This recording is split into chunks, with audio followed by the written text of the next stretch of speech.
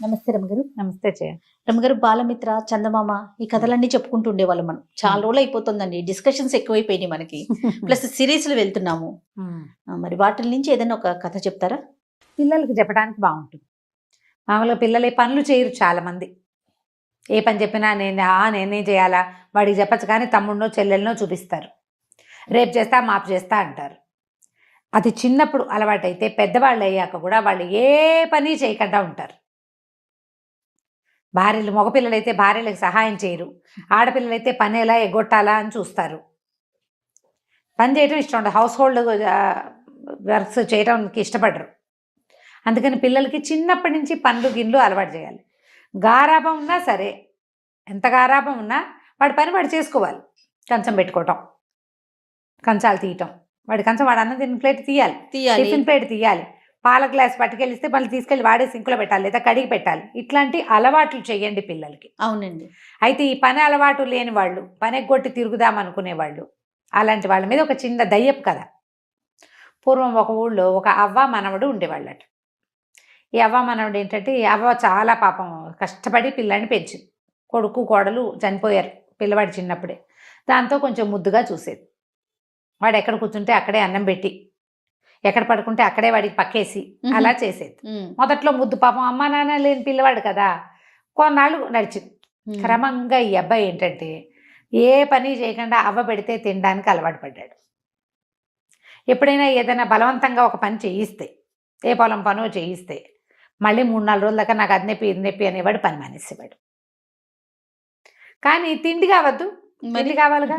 వాళ్ళ దగ్గర వీళ్ళ దగ్గర డబ్బులు తీసుకుని ఏవో ఒకటి కొనుక్కుని తినేసేవాడు. మళ్ళీ ఆ డబ్బులు వెనక్కి కట్టడానికి, పని చేయడానికి బద్ధకం. ఊళ్ళలో అప్పుడు ఏముంది, వస్తు మార్పిడ్లు, పని మార్పిడ్లు అవి ఉండేవి. ఏదో కొట్లో నుంచి వస్తువులు తెచ్చుకుంటే కొట్లో అవసరమైన పని చేసి పెట్టాలి. ఓ పొలంలో నుంచి ఏదైనా తెచ్చుకుంటే వాళ్ళకి పొలం పని అవసరమైనప్పుడు చేయాలి. అబ్బాయి అసలు చేసేవాడే కాదు. ఎప్పుడు ఏదో ఒక గొడవ వచ్చేది వాళ్ళ ఇంటికి. మీ వాడు అది తీసుకున్నాడు, ఇది తీసుకున్నాడు అంటే బామ్మ మామ అవ్వ ఒక్కతే ఎక్కడి నుంచి ఇస్తుంది. రోజు అనేది, ఒరే నేను నిన్ను మొయ్యలేకపోతున్నాను, చాలా బరువు అయిపోయావు నువ్వు, నాకు పని చెయ్యి, ఏదైనా పని చెయ్యి, పెద్దవాడివి అవుతున్నావు, 18 ఏళ్ళు వచ్చినాయి, పని చేయకపోతే ఎట్లా, ఇంకా 4 ఏళ్ళు పోతే పెళ్లి చేసుకుంటావు, పెళ్లి కావాలంటే నేను పని చేయను అనేవాడు. మరి పెళ్లి చేసుకుంటే భార్యను పోషించుకోవద్దు, మరి పిల్ల చెల్లబడితే వాళ్ళని చూడొద్దు. దాంతో ఇక అవ్వ విసిగిపోయేది. ఒకరోజు ఏమందంటే, ఒరే నువ్వు ఎక్కడికైనా వెళ్ళిపో, నాతో నువ్వు ఉండద్దు అంటే వాడి కోపం వచ్చింది. కోపం వచ్చి ఏమనుకున్నాడు, ఎంతసేపు పని పని అంటుంది. హాయిగా చెరువు గట్టును కాళ్ళు చాపుకుని పడుకుంటే ఎంత హాయిగా ఉంటుంది, గాలేస్తుంటే నిద్ర పడుతుంది. అన్నం వేళకి ఇంటికి వస్తే అవ్వలాగా అన్నం పెడుతుంది. అవ్వ అన్నానికి డబ్బు ఎక్కడి నుంచి తెస్తోంది అనేది వాడికి అక్కర్ల. సరే ఏమనుకున్నాడు, ఇది లాభం లేదు, ఈవిడితో ఉండకూడదు, అడవిలోకి వెళ్ళిపోదాం హాయిగా, ఏ పని చేయక్కర్ల. అడవిలో ఏముంది పని, ఏదో కాయ కసరు కనపడుతుంది, వాటితో పొట్ట నింపుకుని హాయిగా ఉండొచ్చు. రోజు ఎట్లా గడుస్తుంది అనే ఊహ లేదు. ఒకవేళ ప్రమాదం ఉంటుందేమో, ఇంకా అంత దాకా వాడు ఊహించలా. వాడికి ఏదైనా ఊహిస్తే ముందే పని చేసేవాడు. అదే కదా. సరే అట్లా పోయి ఒక అడవిలో ఓ చెట్టు కింద కూర్చున్నాడు. చెట్టు కింద కూర్చుంటే ఆ చెట్టు మీద ఒక దయ్యం ఉందట, చింత చెట్టు. అది ఏం చేసింది, పైనుంచి చింతకాయలు రాల్చింది. వీడు పళ్ళు పండితే బాగుంటాయి, పుల్లపుల్లగా తీతీగా బాగుంటాయి. 4 పళ్ళు తిన్నాడు, అక్కడే కూర్చున్నాడు. అదేమనుకుందంటే, సరేలే వీడిని ఏం చేస్తామని సాయంకాలం దాకా చూసింది. చీకటి పడినా వాడు వెళ్ళల. పగలల్లా దానికి అంత శక్తులు ఉండవు, సాయంత్రం పూట చీకటి పడేసరికి శక్తి పెరుగుతుంది. రాత్రికి వెళ్ళిపోతాడేమో అనుకుంది. ఎవ్వరూ చింత చెట్ల కింద పడుకోరు. అవును, మర్రి చెట్ల కింద, చింత చెట్ల కింద పడుకోకూడదు అనుకుంటారు. వీడు పోవటల్లా కాళ్ళు చాపుకుని పడుకున్నాడు. అవతల ఏదో నీళ్లున్నాయి, పోయి మంచినీళ్ళు తాగొచ్చాడు. కాసేపు అటు ఇటు తిరిగాడు, ఏవో తిన్నాడనమాట. చెట్ల పళ్ళో కాయలో దుంపలో తిన్నాడు. వచ్చి మళ్ళీ చెట్టు కింద పడుకున్నాడు. పడుకునేసరికి దయ్యానికి ఆశ్చర్యం వేసింది. దిగొచ్చింది తెల్లవారుసామున. ఏరా అబ్బి, నీకు భయం ఎట్లేదా, ఏంటి, ఎందుకు వచ్చావు ఏమిటి అని అడిగితే, అబ్బో ఊళ్ళో ఉంటే పని చేయాలి, ఎంత పనో, ఎప్పుడు పని, ఎంత చేసినా తరగదు. మా అవ్వ ఒక పని వెనకాల ఒక పని, ఒక పని వెనకాల ఒక పని చెప్తుంది. ఓ రోజు చేసి మానేయటానికి ఉండదు, పని చేయి అంటారు. నాకేమో ఖాళీగా కూర్చోవాలని ఉంటుంది. ఓకే, మా అవ్వ నేను పోషించలేనని తిడుతుంది, కోపం వచ్చేసానన్నాడు. ఈ దయ్యానికి అప్పుడప్పుడు వచ్చే మనుషులు, ఆ రోడ్డు మీద వాళ్ళు పట్టుకెళ్లే సంచులు, వాళ్ళు ఎప్పుడైనా వదిలిపెడితే తనకి వాసన వచ్చేటువంటి తినుబండారాలు, అవన్నిటి మీద మంచి ఆసక్తి ఉంది. దయ్యం అయితే, ఓ పని చేద్దామా, నువ్వు నా బదులు చెట్టు మీద ఉండు, నేను నీ బదులు ఊళ్ళోకి వెళ్తా, నాకు కూడా చూడాలండి, నాకు ఖాళీగా ఉండాలని లేదు, ఎవరు వస్తారా కాలక్షేపానికని చూస్తూ ఉంటాను నేను ఎంతసేపు. నువ్వు కనపడ్డావు రాత్రి నుంచి సరదాగా బాగోదు, ఎవడో ఒకటి మనిషి తిరుగుతుంది వాడి కేసు చూడడం, నాకు ఆ మనుషుల్ని చూడడం ఇష్టం, కావాలంటే పని చేస్తాను అనేసరికల్లా సుశీలుడు బాగానే ఉందనుకున్నాడు కుర్రాడు, బాగుంది ఈ పని చేద్దాం అనుకున్నాడు. సరే దయ్యానికి ఎలా నువ్వు నేను ఎలా అవుతావంటే ఏముంది, రేపు పొద్దున్నే నేను దయ్యం రూపంలో నుంచి బయటకు వచ్చేస్తాను, నీ బాడీలోకి వస్తా, నువ్వు నాలాగా మారిపోదు కానీ, నాకు తెలుసు ఆ విద్య. కాకపోతే ఏంటంటే నువ్వు వచ్చి అడిగితేనే ఇస్తా బాడీ, ఎవరు చెప్పినా నేను నా బాడీ నీకు ఇవ్వను. మనం మార్చుకోలేం, మనం ఒకళ్ళకొకళ్ళు ఒప్పుకోవని మార్చుకోవాలి. ఓకే, ఒకళ్ళు ఒప్పుకోపోయినా రెండో వాళ్ళకి అవకాశం లేదు. అంటే వీడేమనుకున్నాడు, ఏముంది మనకి చెట్టు మీద ఉండొచ్చు హాయిగా, తిండక్కర్లా గిండక్కర్లా, ఇప్పుడు తిండెట్లా అన్న భయం వస్తుంది మనుషులైతే, నాకేం భయం, హాయిగా చెట్టు మీద పడి ఉంటామే కదా, పని పాటలకన్నా హాయిగా పడుకోవచ్చు కామీగా అనుకొని బాడీ మార్చుకోవడానికి ఒప్పుకున్నాడు కుర్రాడు దయ్యము ఇద్దరు కలిసి బాడీ ఎక్స్చేంజ్ చేసేసుకున్నారు. ఒకళ్ళు ఇటు అటు అటు ఇటు మారిపోయారు. దయ్యమేమో సుశీలు కుర్రాడుగా మారిపోయింది, ఆ సుశీలుడేమో దయ్యంగా మారిపోయాడు. పోయి చెట్టు ఎక్కి కూర్చో, అబ్బా ఎంత హాయిగా ఉంది, లైట్గా బట్టలు కూడా అక్కర్లేదు, ఏ చెట్టు మీద కావాలంటే ఆ చెట్టు మీద చేయమని వెళ్ళిపోవచ్చు, ఎక్కడ కావాలంటే అక్కడ పడుకోవచ్చు, పక్క వేసుకోవాలి కిక్కేసుకోవాలి, గోల్ లేదు, అన్నం వండుకునే పని లేదు, తలకాయ దూకోవాలి, ఈ ఘోషలు లేవు, మురిగ్గా ఉన్నావు అనేది మా అమ్మ, స్నానం చేయలేదు, స్నానానికి కూడా బతకమే బడికి, హాయిగా ఉందని చింత చెట్టుకి తోక వెళ్ళాడేసుకుని కూర్చున్నాడు.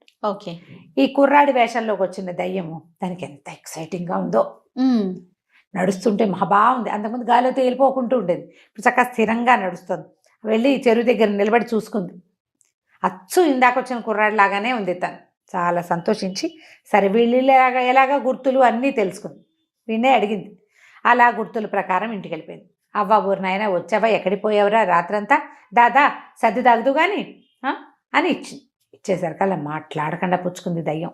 అది ఎన్నేళ్ళయిందో చచ్చిపోయి, దయ్యంగా ఉంది, ఫుడ్ లేదు, హాయిగా సర్ది అన్నం తిని ఉల్లిపాయలు పచ్చిమిరపకాయలు కొరుకుని తింటుంటే అమ్మ ఎంత ఆనందమో, ఎంతో బాగుంది.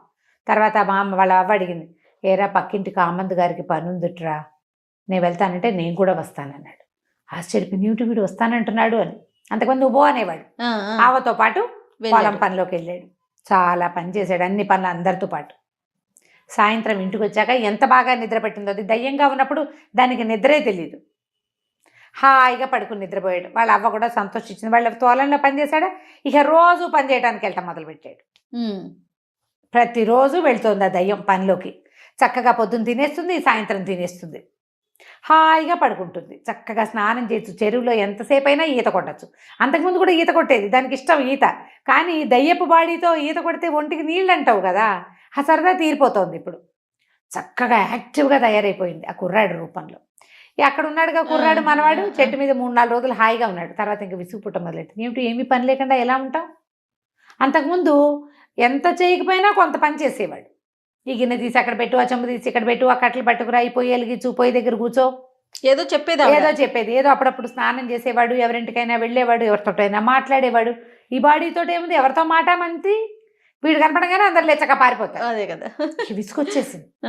ఒక 5-6 రోజులు 10 రోజులు గడిచేసరి కల్లా ఎగురుకుంటూ పోయి తన ఇంటికి వెళ్ళాడు. అక్కడ పడుకుని ఉన్న కుర్రాడిని చూసి, కుర్రాడి రూపంలో పడుకున్న దయ్యాన్ని చూసి, మన ఇద్దరం బాడీ మార్చుకుందాము, నేను ఉండలేకపోతున్నాను అక్కడ అనేసరికల్లా ఈ దయ్యం అంది, నేను హాయిగా ఉన్నా, నాకు కూడా అనిపించాలి బాడీ మార్చుకోవాలి, నాకు ఇప్పుడు అనిపించట్లా, నాకు పని చేస్తేనే బాగుంది, పని చేస్తేనే జీవితం బాగుంటుంది, నేను చచ్చినా నా బాడీ నీకు ఇవ్వనంది. ఏం చేస్తాడు ఆ కుర్రాడు, అయ్యో ఏడుపు మొహం పెట్టుకుని పోయాడు. మా అమ్మని చూస్తే బాధగా ఉంది బడికి, మా అమ్మ అవతో ఉండలేకపోతున్నాను, 10 రోజులు అయిపోయింది అవ్వని చూసి, అటు ఇటు తచ్చట్లాడి, పైగా ఈ దయ్యాలు అవి తిరుగుతుంటే కుక్కలు పిల్లులు తెగ మురుగుతాయి, కుక్కలు వెంట పడతాయి, ఏదో కుక్కను తోలేస్తున్నారు కానీ ఏం జరిగిందో ప్రజలకు తెలియటలా. సరే ఏం చేస్తాడు, ఎగురుకుంటూ పోయాడు వాడు. ఈ లోపల ఇలా 10-15 రోజులు గడిచాక ఏమైంది, ఓ కామంద్ గారు ఒక ఆయన వచ్చి ఎవరిని అడిగాడు, నీ మనవడు ఏడి అని, ఇప్పుడే పొలం పనికి వెళ్ళాము వచ్చాము, ఇప్పుడే ఇదిగో మా మనవడు అని అనేసరికల్లా, ఏరా నువ్వు 10 రూపాయలు తీసుకున్నావు అప్పుడెప్పుడో, నా 10 రూపాయలు నాకు ఇవ్వు అన్నాడు. అనేసరికల్లా వీడికేం తెలుసు, దయ్యం కదా ఇది, నాకు తెలియదు అనబోయాడు. అనబోయేసరికల్లా వాళ్ళ అవ్వంది, బాబు నా దగ్గర కొడితే కూడా రూపాయి లేదు, 10 రోజుల నుంచి నా మనవడు నాతో పనిలోకి వస్తున్నాడు, సాయంత్రం అయ్యేసరికల్లా వాళ్ళు బియ్యం ఇస్తున్నారు, హాయిగా అన్నం వండుకుని తింటున్నాం, రూపాయి లేదు, వాడు ఎట్లా ఇస్తాడో వాడు మీరు తెలుసుకోండి, నాకు తెలీదు.